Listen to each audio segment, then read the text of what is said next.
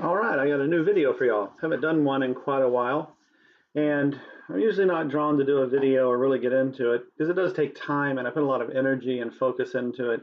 And how my brain works is my brain doesn't really work like in a straight line. It kind of works like in a spiral. So when I'm working on something, I'll be pulling in things from all kinds of directions. So it's kind of a long process for me to put together a video. And I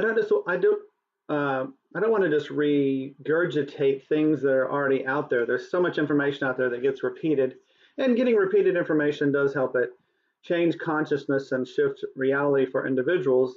But I'm looking for that edge where things are really beginning to shift. And what's coming to me as of late is a new way of looking at the law of attraction, and what I'm calling the law of matching, or even the code of alignment. And again, this is just another way of looking at the law of attraction. And I love Abraham Hicks and I love The Secret, and there are lots of other people that are out there teaching the law of attraction, which is basically like attracts like. But what I want to take out is the word attract, and look at it more from a matching of energy, an alignment with it, more than attracting something in. Because if you're like me, although the information about The Secret and the law of attraction is invaluable, it had you still looking out there, out in your periphery for what you were wanting and needing. And part of what I'll be sharing boils down to semantics. It's like basically, it comes down to, you could argue particular words or phrases or understanding. And yes, the law of attraction is the law of matching, and a code, what I call code of alignment. Why I'm using the word code keeps coming to me because it's like our reality was written with a source code. And another word for law is code. So there's a code written into us and into reality, since it's all a fractal. And different codes are how things work. And today we're looking at the code of alignment, or matching, and really changing it from being an aspect of attracting something to you to something that actually comes out of you. And when I've been trying to get the ends to meet on a couple of concepts that were boiling in my head, and I just couldn't get the ends to come together until it flipped for me, and I began to look at it as it's coming out of us individually and collectively. And that's the part that I feel is going to be the next big leap in consciousness for man and womankind as humanity, jumping into this next level of understanding where it is really coming through us. I'm not going to go into this too in depth right now, but we are holding reality together. The reality we're holding together with like collective handshakes or agreements on certain things. And those agreements are important because it holds your structure of reality together. It's the network or web. But from my perception, we're leaping into the next level where it's all about understanding the internal workings than what's out there. And it seems like a subtle shift, but it's, for me, I'm seeing it as a huge thing, because I've been getting that, we are a toroidal field, just like the universe, the earth, just about everything out there is just a bunch of toroidal fields. But that toroidal field in the center of it is like a black hole. And so it boils down to that we are basically time machines. We are portals, wormholes, and we basically have the same makeup as the CERN. So all of those things are how our energy system is created. But it's not like I'm traveling to another galaxy when I use my wormhole or my attunement ability, which I'm going to do in the next video. It's coming through me. I'm not going anywhere. It's coming to me, which changes for me the perspective of, it really brings it home that I am the creator. I am the creator of my own world, and I collectively create the world around me. We're actually holding that in place. So we humans tend to look at the world as if what we need is separate from us. When we do that, consciously or unconsciously, we create space-time. We create space and we create time from that perception. The thing that we want or need is so far away. It's okay, that's what I need, and it's going to take me about 3 years to get there. And we push that object way out. And when you learn about wormholes, where it's basically folding time and space, and that there is no traveling.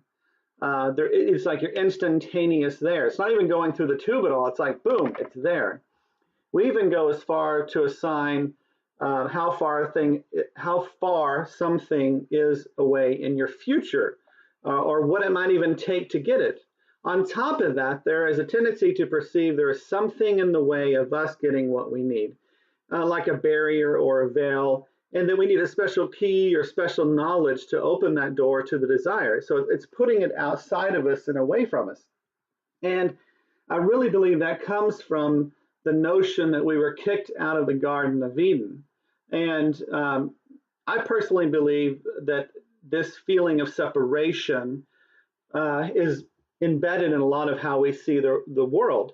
It's been erroneously taught that we were kicked out of the Garden of Eden. And that erroneous teaching has created a false perception, a misperception of reality, that God kicked us out of the garden.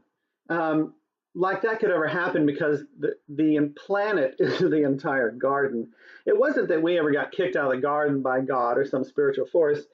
Our perceptions are beginning to focus on the periphery, focusing outside.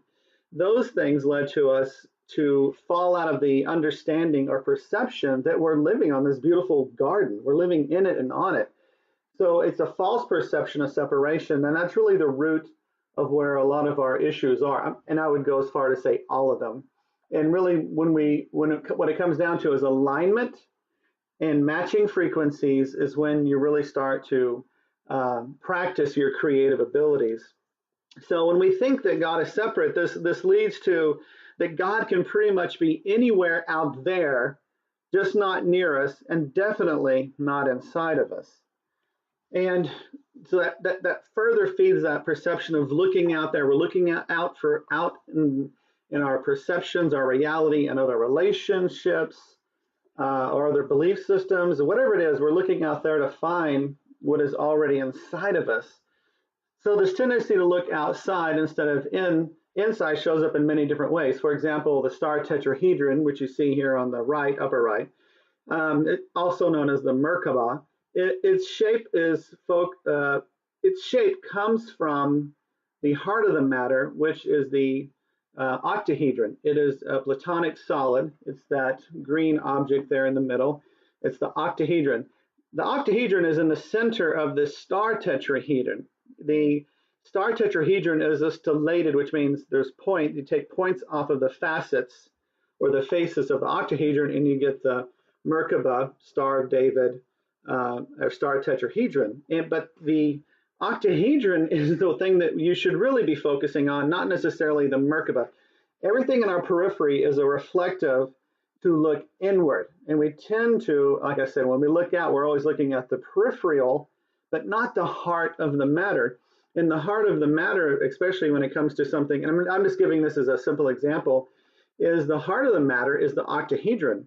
And Plato, in his Platonic solids, he had 5 Platonic solids, and one of them was the octahedron, which he assigned to the air element, which interestingly enough, the air element is the element of the heart chakra. So there's all this embedded information, but if we go inside is where we start finding the deeper truth. So let's start looking in. So the seed of life. We, like this apple, have the same makeup as the universe. It's a fractal, remember? Everything that is in this universe came from inside itself. Just like an apple seed has a tree, sometimes 1,000 times or even more in certain seeds and cases, larger than itself. And that to me is just amazing to think about, but this tiny, tiny, tiny, tiny seed can make a huge tree. And from that huge tree, it actually seeds others. So you could say that this seed is like the God aspect within ourselves. And there's also, what I love about nature, there's also sacred geometry. So you cut an apple in half horizontally in half, you get the pinnacle, which is the 5-pointed star. So it's showing that sacred geometry, and what is the most sacred thing? Life. And geometry is basically the shape or structure. So you could say sacred geometry is basically life's structure or shape.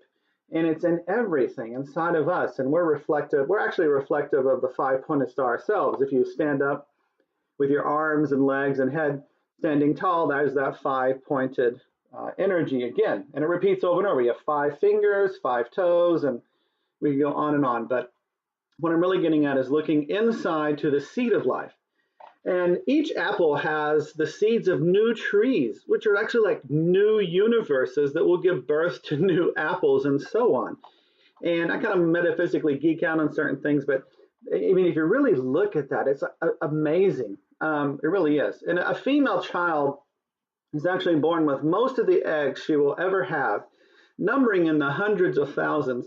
Now, there's new research, and I looked this up because I don't like to give false information. And there is new research that is saying that females do sometimes create new eggs after birth to especially make up if there's lost or damaged eggs. But for the most part, when a child is born, all of that seeded information is already there. It came from the mother.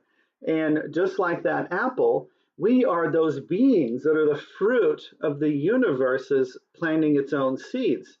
And we expand out and out and out. It's a reflective. So continuing on with the seed of life, the tiny seed, which you can see here in the center, this tiny little seed, contains the source code. Inside that tiny seed is information, just like information like a computer code, to become a tree and birth new life itself. And on the right here, you see like a nursery of apple trees. And to me, that is basically like a fractal or reflective of the multiverse. Each one of those trees is a universe. And within those universes, there's lots of fruits that come with that. And with those extra fruits become new seeds. And we need to be looking at the center of that, of where the seed is coming from, that connection. And that's where our creative force is. It's inside of ourselves, like that yoga phrase that everybody comes across when they do yoga is namaste. I honor that place in you, that when you are in that place in you, and I'm in that place in me, we are one. There's a complete totality and connection. But it goes way beyond that. You're connected to actually everything. That is your God spot. And when you're connected to that center spot or that center space inside of you, that heart chakra, the heart center, or the Holy Grail, because they talk about the Holy Grail held Christ's blood. Well, what held Christ's blood? It's simple. It was his heart. So the heart, that heart center, and even there actually energetically is a two funnels that come together that look like a cup. And that heart center is the Holy Grail. That's the Christ energy that you need to be in to open up the rest of the seals of your toroidal tube, which we'll go into later videos. So the galaxy, so there's a garden that we're living on. And it talked about in Genesis about this tree being in the center, this tree of life being in the center of the garden.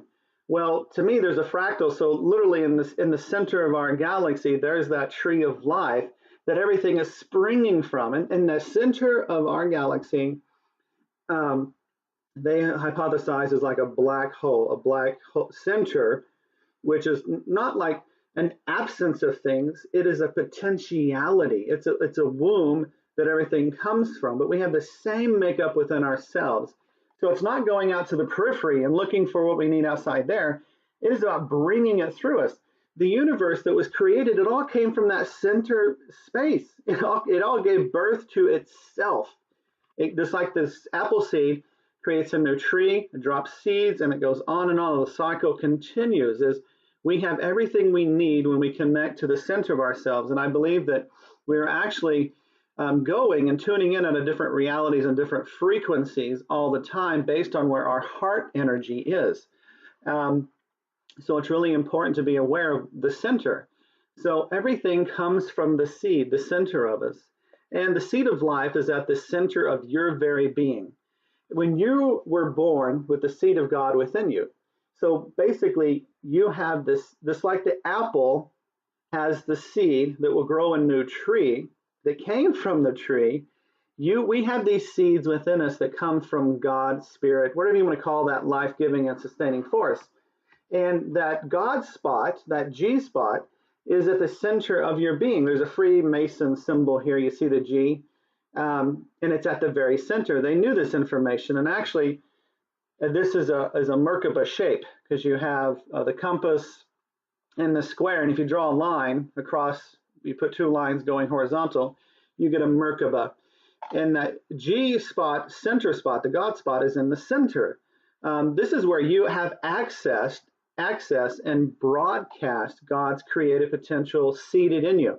You have God's potential seated within you, and you are here to become and enhance your own creative abilities.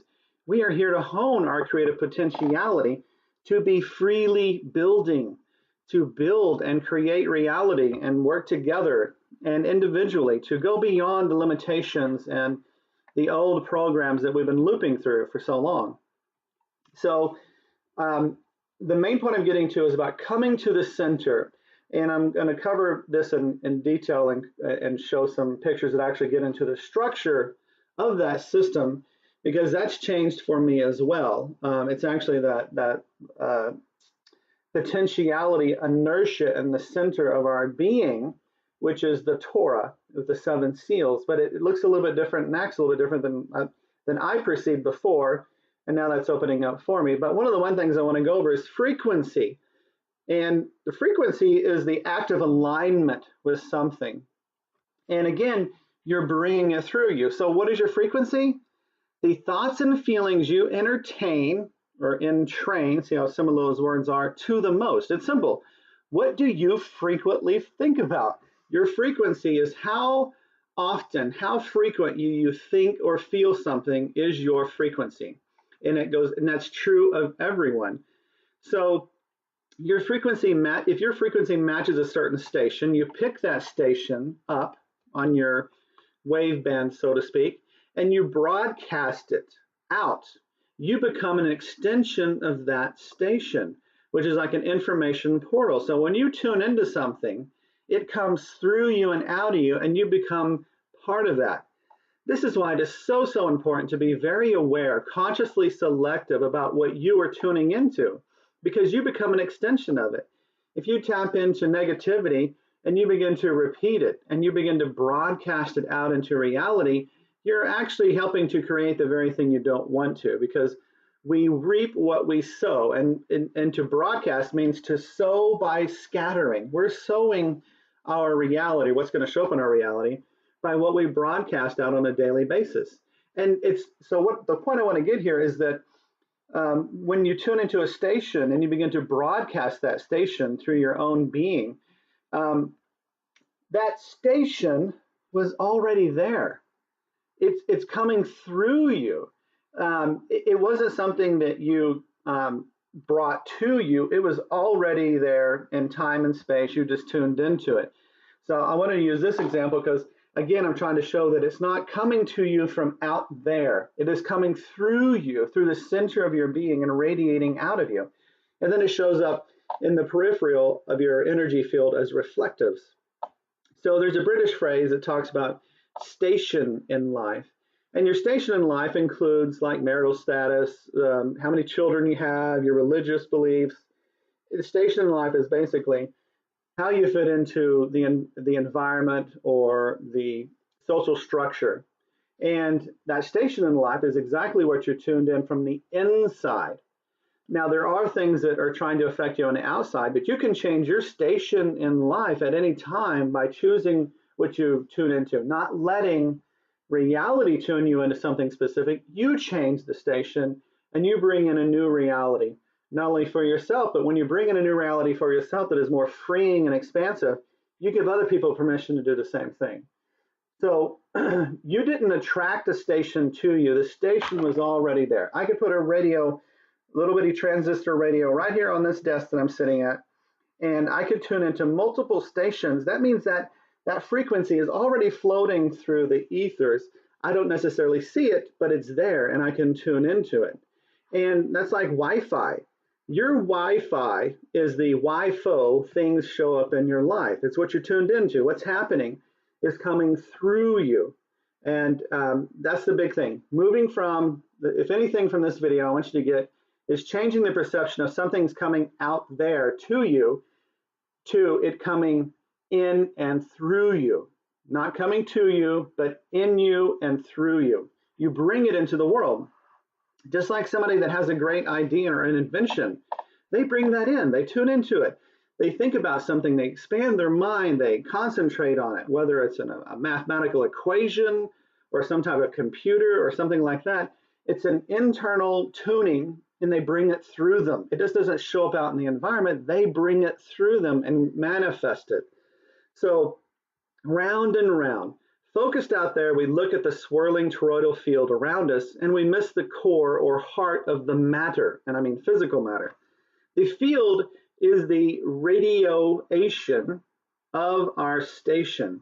So the toroidal field is what's being radiated out from the core of ourselves. It's the reflective, it's the echo, if you will. The echo is what is the fractal is all about. The echo is a fractal. But if you keep following a fractal back to its core, you figure out the source of it. Now, the torsion tube is the center of the toroidal field, which is a donut, and it has basically 7 seals. It is the torsion tube, which sounds a lot like Torah. The torsion tube is the Torah, and it has 7 seals, but it's a black type of tube. It's inertia, it's potentiality. It is the womb. This pillar is the womb that is in the center of the toroidal field. It is pure potentiality. The toroidal field radiates out from the Torah tube or torsion tube. By looking out, we become focused on the echo of creation, not the creative process itself. So by paying attention and going inward and thinking about what thoughts and feelings you're tuning into most, those are what you are bringing through you. When I turn my station to 93.3, I begin to broadcast that station out into reality. And if it's not a good station, I don't want to radiate that out into my reality. I want to be very selective and choose. So by going inward and looking at the torsion tube, which you can see in this picture on the right, you're looking inside the toroidal field, looking at that little torsion tube, which is like a tornado of energy. It's like toroidal. It's, if you rearrange one word, you get toroidal dial. It's a round dial. ET phone home. Your torsion tube is just a big dialing device. And when all of your 7 chakras, or like in Stargate, your 7 chevrons align with something, it instantaneously is in your reality. You're not traveling to it. You're folding it into your reality. It comes through you and then begins to show up as reflectives, which is already going on. But we need to be aware of that process and begin to look inward and not outward anymore. We're not attracting something to us. We are literally tuning into it and radiating it out. So you are all these. You're a CERN device. Your toroidal field is a big CERN device. It's a circular rotating thing. You're a time machine because you're creating time and space by what you emit. And the energy that you emit, if you look at the word emit, E-M-I-T, it's time. It's the word time backwards. You're a Stargate. You actually have the womb of potentiality in the center of your being. It's a wormhole. It's what I call the black hole, W-H-O-L-E. It's where your totality is, because when you're touched into the center aspect of yourself, what they call the singularity, then you are in contact with God. There's nothing that is separating you. You and God in that space are one. Namaste. Think about people who create new inventions. They brought it into this reality. They tuned into it through contemplation, meditation, and prayer, and then brought it into us. It really, truly comes from the inside, not from out there. And as I was putting this together, I told you that I kind of pick up different stations. This came to me, this whole thing about Jesus knocking on the door of your heart. And the misperception is that Jesus is knocking, and I don't believe anyway particularly religiously, but I like certain things and I throw them in. So I don't care what you believe or how you believe. So Jesus is knocking on the door of the heart, and we perceive that Jesus is knocking to get in. But that's because we're looking outside of ourselves again. Jesus is knocking to get out. Jesus, that seed potentiality of God is already inside of us. It's wanting to come out. It's knocking on the door for you to open it and radiate it out into reality. Your creative potential, the positive creative potential, and the potential to change and uplift this world is where we're headed. And we need to go into the center and open up our channel and let that come through. The door they brought it through, that like the creative forces when they bring things in, is that black, what I call the black hole heart. You want to look at that negatively, but black hole, this means totality, and that's where the energy is inertia. Like we have a black hole in the center of our galaxy. That place, that when you're in that place, we are one with everything, even source. We can channel anything out there. We can channel multiple channels together and create new ideas that this world hasn't even seen. We can create just about anything. And as a result of tuning into that, we become that radioactive core of creative force in our own lives and in others' lives. So the radiation or radio station that you're tuned in and broadcasting is what we individually and collectively create our reality with. We do it individually and we do it collectively, like I said at the beginning. This reality is held together because we're birthing this creation through our heart centers as we energetically handshake or agree on certain things. But here's the cool thing, is we don't have to agree on things anymore that we do not like. And this is why some people want to control what you broadcast into the world, because if somebody is controlling what you and others radiate out from your core, they can control the world and its direction. But we're not here to be controlled and directed a certain way. We're here to create and be new realities. Like Bruce Lipton. I love Bruce Lipton. He's got his little video, Imaginal Cells. If you haven't watched it, go out and check out Bruce Lipton's Imaginal Cells.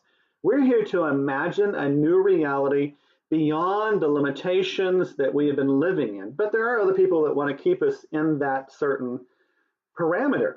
And you can tell when somebody's always trying to keep you in a certain parameter, because fear is usually the biggest thing, or worry. But we're here to break out of that. And we tune into our center. We don't look at what's showing up out in the world and look for the answer there. We look for the answer inward, and we bring the answers through us into this world. Your eminence, that's you use that word to talk about someone in a high place, like a priest or cardinal. Your eminence is basically what you're tuned in and broadcasting out into your world. And eminence, I looked up in Wikipedia, is recognized within a particular sphere or profession. And that sphere is your toroidal field. What you emanate spread out from source, the center of you, is imminent. I'm in it, as events on your horizon. And the events on your horizon get into the toroidal field, and I've gone in that before, and I will in future. But basically, what you emanate from your core, your thoughts and your feelings that you're emanating, spreading out consciously, unconsciously, with words, or just your energy field, they are imminent as things that you will experience as events in your life. So the thoughts and feelings you emanate, and the process of them coming back, creates the sense of time. And like I said, when we're emanating or feeling certain things, we can push reality far away. We can push a goal far away because we keep pushing it out there. But when you realize it comes from within you, then all you have to do is make a quick shift within yourself, and bang, you're there. And I think we're going to be at the edge of learning how to do those shifts quicker and quicker, so that that process happens for us in a smoother way. But right now, I want you to be aware of that your frequency, what your thoughts and feelings are tuned into, is what you emanate, and that is what's imminent in your future. But it's not coming from out there, it's coming from inside you. At one time, it might have been something how you reacted to reality, but it doesn't have to be your reality. I've heard this a lot of times where people say, everything happens for a reason. I really don't like that. It's true on one level. Everything does happen for a reason, but it doesn't mean that it has to happen. In other words, if you're believing or perceiving a certain way, there will be something that comes from that. It will happen because you have a false perception, but it doesn't have to happen. You change that perception, you change the reality from the inside out. We're folding our reality from the center out, not from outside in. So you're here to be immense. You're here to play it big, to shake things up, to imagine and birth a great new world that exceeds its old energetic handshakes that have become chains over time. And I looked up the word, because I love wordplay, I looked up the word mince, and mince means worthy of respect, dignity, owndom, which means owning your reality, bringing honor, and having grace. You want to be immense. That is what you're here to be. You have that seed of God potentiality within your heart center, your heart chakra, and that is where you need to go tune into and bring it out into the world. Not bring it to you, bring it out. And I like this quote from Barbara, and it says, everything changes when you start to emit your own frequency rather than absorbing the frequencies around you. When you start imprinting your intent on the universe rather than receiving an imprint from existence. That is what we're here to do. We're here to shake things up and make them better and change them. But it just comes from the inside of tuning into it and then showing up in our reality. When we look out there, we have to do a lot more. We have to fix this, we have to do this, we have to tweak that. But when you go inside and you focus on it, you tune into what you want, instead of looking for wealth out there, you become wealth inside yourself. You start thinking with wealthy thoughts. You start feeling wealthy. That's when it shows up, not when you're trying to find a dollar on the floor, on the ground, or win the lottery. It changes when you become wealth energy and radiate it out from the center of you. You tune into the reality you want. And we're here to make this reality more and more expansive and beautiful every day. We're here to create and play. So thank you all very much. Went through that pretty fast. Next couple of videos are going to be covering more of the energetics of how all that goes and more energy on the toroidal field and the torsion tube, which is, the torsion tube is the Torah that is talked about in the Bible, 7 seals of the 7 chakras. Y'all probably all heard that before. But the energy of inertia and potentiality is the point to really focus on, because that's what's in your torsion tube. It is like a black pillar of potentiality. And we tune into that with our thoughts and feelings and consciousness. So I'll be talking to y'all soon. Namaste. Have a blessed day.